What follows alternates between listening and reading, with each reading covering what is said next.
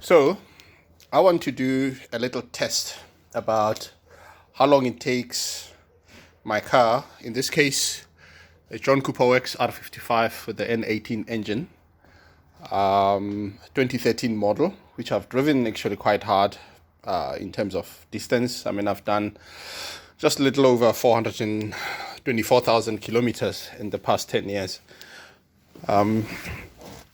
So here we are today. So firstly, let's believe everything that we get on the instrumentation. Let's believe that our temperature in my garage, I didn't park it outside, thanks heavens, it's 7.5 degrees Celsius. I'm in South Africa, so I use degrees Celsius, not degrees Fahrenheit, for you out there over the pond. And before I start, you can see my temperatures here. On top, the highlighted one is the coolant temperature, 16.5 degrees Celsius. I haven't started the car yet. And then 15 degrees Celsius for the engine oil temperature, right, which is the 5W40 that I've poured in there, fully synthetic. Now, I will start the car in a second. And I know that my operating temperature, it's in the range, at least just shy of 100 degrees Celsius on either one of the two fluids, whether it's coolant temperature or engine oil temperature, except in instances, short instances of increased load, maybe under hard acceleration and so forth. So let's see.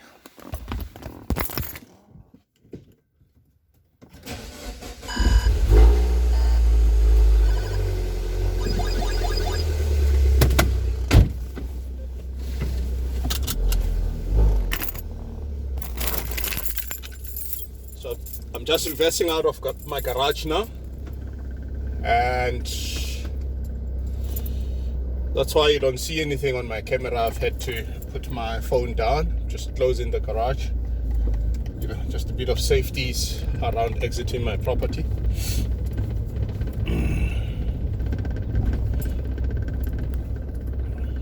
Closing the gate.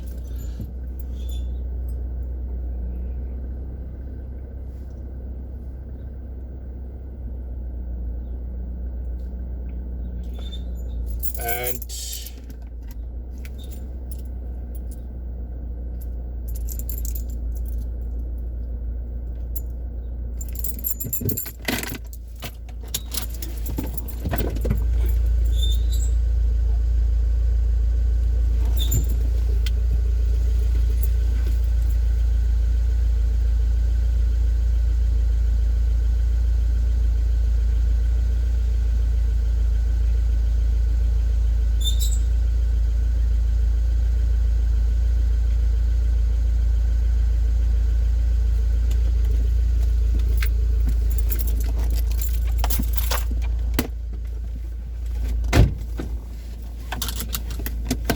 I had to go out there and just sort something out with my gate. Now, it's winter in South Africa, so ambient temperatures are a bit cold. I mean, for us, 7.5 degrees Celsius, as you are seeing here, it's quite cold. Right. We start at 17.2 kilometers on my trip meter. Check there. All right. And now my outside temperature thermostat, it's reading probably the real temperature outside. It's now gone down a bit, so it was warmer in my garage, 5.5 degrees Celsius, right? And I'll go to my scan tool just now, and as you can notice, I'm short shifting, so this is just shy of 2000 RPM. I'm sitting on third gear right now. Not a good idea to race a cold engine. Not a good idea. You are never going to get to this if you get in your car and start racing the hell out of it. It doesn't work like that. Machines require mechanical sympathy, right? So I'm just, it's about 18, 19 RPM This is a twin scroll turbocharged Mini, so you can feel the boost already coming through just the other side of 1,200 RPM. All right, so the days of those old turbos that had a lot of turbo lag and they start shooting you from the back of your seat at 3,000 RPM are over. All right, manufacturers dealt with that problem 10-15 years ago already. There's a particular Japanese manufacturer I won't mention, whose cars specialized precisely with that, who would boost at about 3,500 RPM. Nice sensation, I guess, but actually poor mechanical design if you think about it.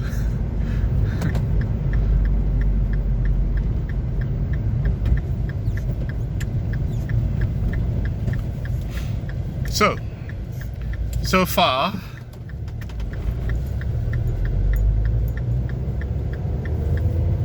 we've driven about 1.3 km from my house, right? And let us see.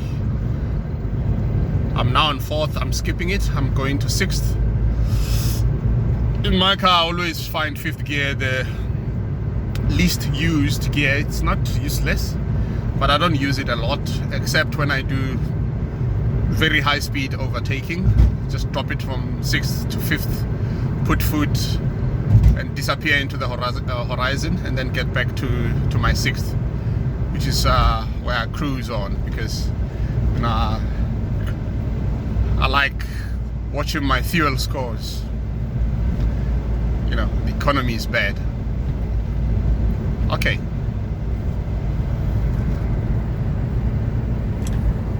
Just got overtaken by that Stuttgarter, as you can see. It's an Audi Q5 or something.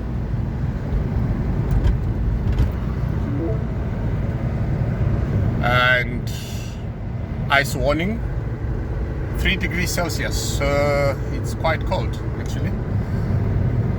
You get this warning on most vehicles once your temperature, outside temperature, in other words, ambient temperature, hits 3 degrees Celsius or lower. And the reason for that is to warn you that there might be a bit of slit on the road and you risk losing traction if you drive like an idiot. So be aware of that and heed that warning. All right. So far we've driven 3 kilometers already there, and the vehicle is still roughly, especially on the engine oil side, is still halfway through the temperature that I expect it to operate at. You see?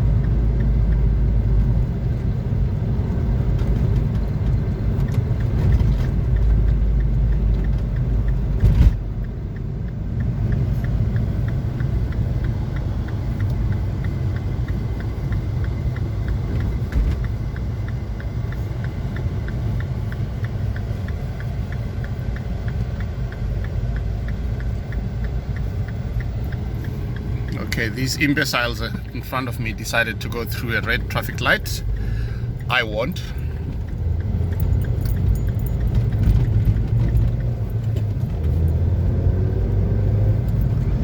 And I've upped my RPM a bit. I'm still shy of 3,000 though. And I'm now going to sit at 80 and just set my cruise control there, as you can see now. my Mini has enough power to accelerate up this hill on 6th gear. I've driven this car for a very long time. It's not the first John Cooper Works I'm driving, it's probably the 6th one, from around 2009 when I fell in love with these cars. In fact, fell in love with them over even something like you know, the dual clutch 135i BMW DCT. Okay, so I'm doing a constant 80 km per hour, and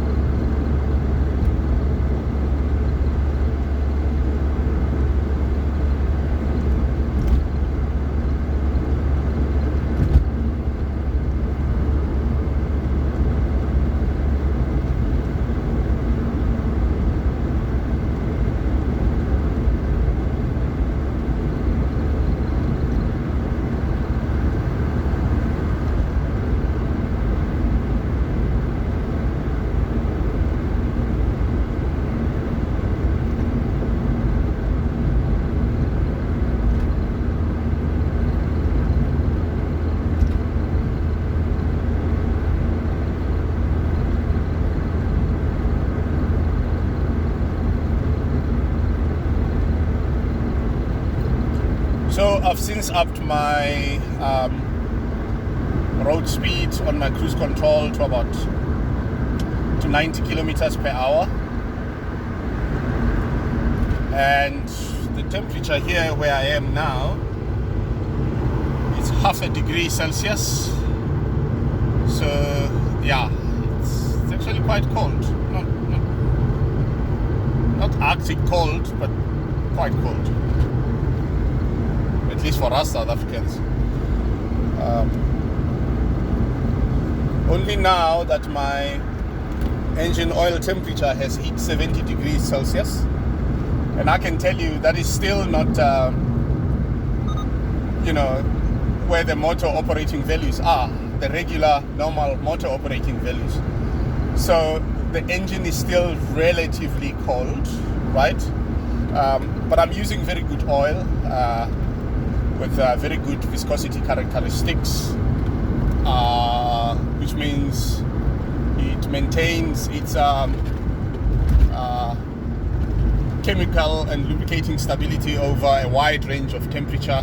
I'm using 5W40, so I mean, even at negative temperatures, it would have started quite well without a cough, and it would, I mean, I could drive straight to the Kalahari right now, or some place where temperatures are even up to 45-50 degrees Celsius. My oil would still behave very well. I chose that oil for that reason, because South Africa, it can be a country of extremes. One minute you are in a place like Kwakwa, where I come from, where the morning temperatures are -5 or 10 degrees Celsius. You have to start your car, and the next moment you find yourself in Katu in the Northern Cape, where the daytime temperatures can be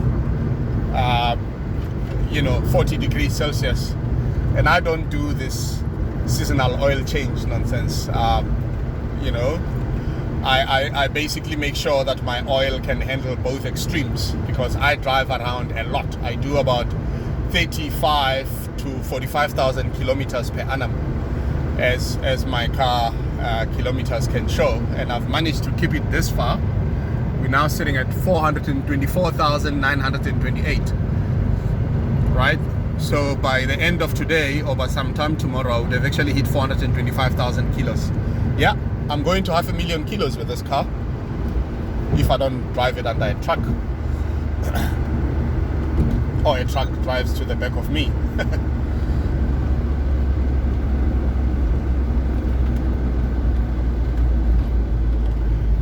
So just over 11 kilometers on, and we're now sitting at 81